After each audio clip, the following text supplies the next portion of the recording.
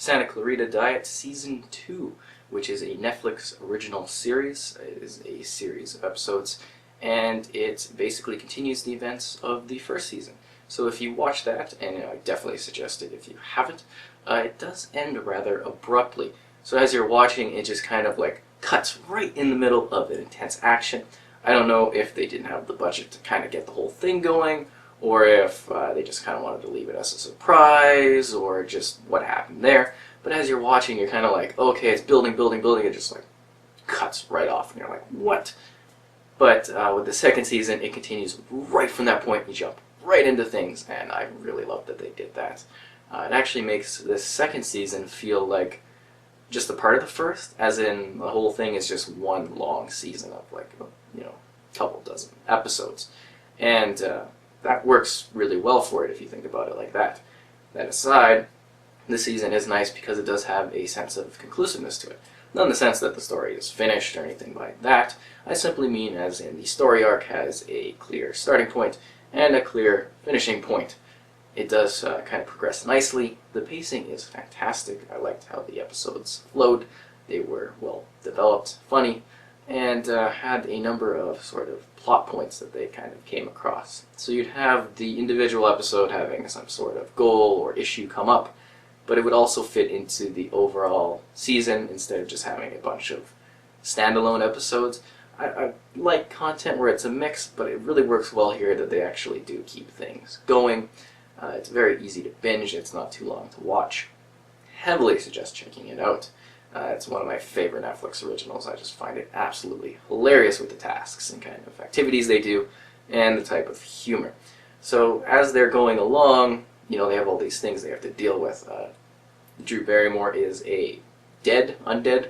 She's a zombie basically, and they have to deal with mother/wife kind of going around having to eat people.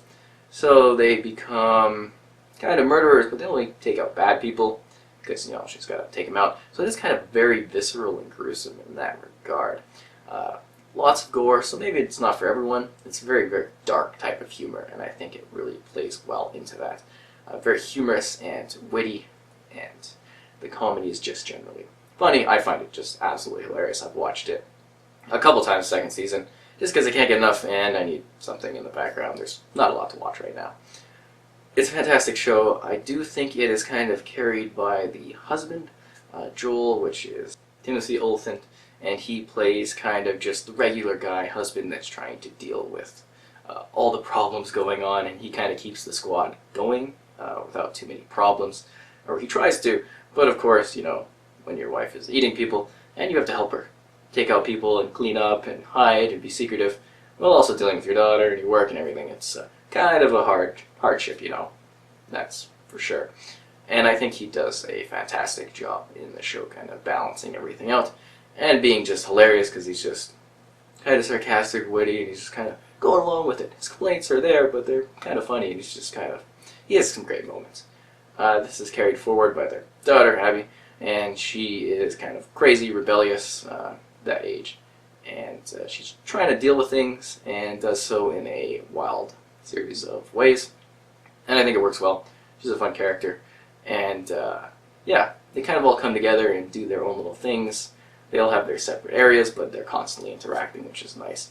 It's weird on some shows where you have like a core cast, but they don't see each other very often, or they'll have like one episode just focuses on a person, you don't see anyone else. This one is constantly everybody's interacting. And I think the comedy works best when they're all together in an ensemble, as opposed to being separated. Because, you know, they're funny when they all go and do their own thing, but it's just, they really complement each other quite well. So again, humor, very, very dark and gruesome, and kind of just very specific type of comedy, I think, that might not be for everyone, but I definitely do thoroughly enjoy it. Again, going back to the pacing, it was well done. I did find that some elements were a bit predictable as far as what happens. Like, you can see kind of something foreshadowed and you'll be like, yeah, I kind of have an idea where this is going, and I was usually right with that. But I have that issue with a lot of movies and everything where I kind of predict the plot. And that kind of ruins the experience, but again, not at all a big deal here. Most people, you just kind of go along with it. It's one of those shows where you just sort of watch and you don't try to pick it apart too much. I mean, it's about zombies and stuff and so forth. So this season is very much exploring the origins of the outbreak and kind of getting a further idea about the lore and kind of everything that's going on in the universe that caused this particular event. There's some surprise characters along the way that I don't think you will see coming. There's some nice competition for the group, because you gotta remember they are realtors or realtors. It doesn't matter. Both is correct. And so basically they are, doing their job, and they're trying to kill people, and they're trying to hide themselves, and trying to keep it all together, which is a lot of fun across a short period of time. And they actually do tell a very cohesive and well done story that's humorous, enjoyable, and most certainly entertaining. There's kind of moments of badassness and pure comedy, and again, the side characters are a lot of fun. Some of the first season characters aren't as present in this one. They sort of focus more on the core family, but that's fine. I mean, they weren't too big of an input in it. But I did like some of the comedy from some of the side people, and they're very, very sparsely used in this one. So I was like, yeah, okay, kind of works well. I think there's a lot of good turns and twists and a little bit of surprises along the way, as they really do try to make something that's a little bit more dynamic. It comes down to a lot of elements were predictable for me, but some of them were fun little surprises that would pop up, and you'd be like, oh, I did not see that coming, and that was kind of cool. Overall, definitely enjoy it. I thoroughly suggest checking this season out. Season 2 is really well done.